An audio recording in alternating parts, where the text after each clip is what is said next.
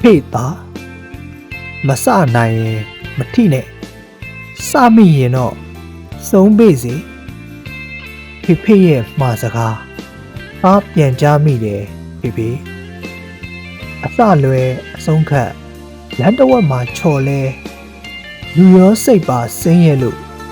မရှိပြင်ခဲပြောရရဲ့ဒီတောင်ကမြင့်နေဖေငယ်ငယ်ကနမူနာကြီးလာတော့စံပြလုံလာကိုတက်တည်ထူတဲ့ဖေလိုလူဖြစ်ချင်ပါရဲ့ကဲခြေပြားသာမမီပေမဲ့အဖေသားဟာဘာမထီမို့မနေနားပါဇွဲနဲ့တက်မယ်ဖက်ချင်တဲ့လောက်ဟဲ့ဘဝရတ္တဗျာ